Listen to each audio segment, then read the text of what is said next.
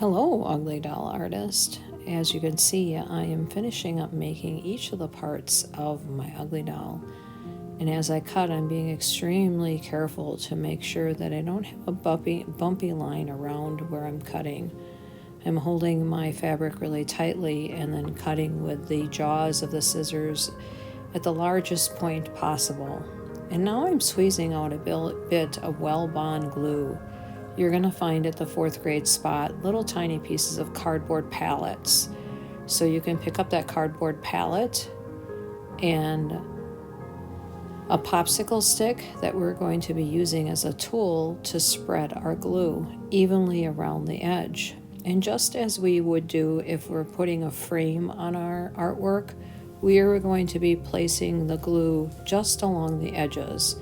Unless I have something tiny like the pupil of my eye here where I can only put a dot of glue in the middle. And now I'm going to proceed to do my entire mouth. But as I do that, I'm placing a heavy object on top of the eye. So I'm putting a glue bottle on top of it to hold it down and press it into place. Just find an object on the art table that you can use to do that. So I've added the glue on the outside of the mouth, and keep in mind that we need to have 2 layers for every part of the details on our face. So initially I did not have my teeth for my mouth, the white part, but I went ahead and I added that so I would have 2 layers. And now I'm going to focus just on the pouch for my Ugly Doll. And so before I start sewing the pocket or the pouch, I'm going to thread a piece of that embroidery floss. I'm making a loop on my finger, and I'm going to tie it through the loop. Now for this, we're going to use a straight stitch to sew the pouch onto our Ugly Doll. And the reason we're using this rather than the glue is that it's going to make the Ugly Doll pouch stay and become a bit stronger than what it would to glue it on.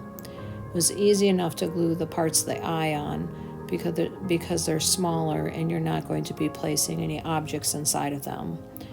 And so to start with my straight stitch, you can see that I'm stitching from the back of the fabric now inside, and I'm making sure that I'm not stitching through the back piece of the fabric.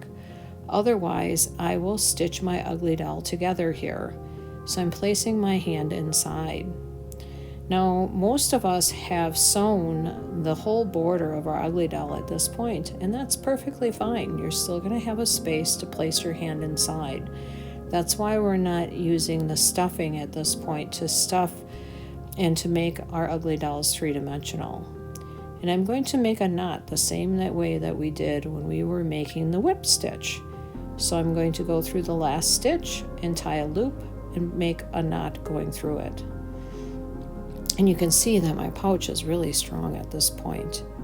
So enjoy making all of the details of your Ugly Doll.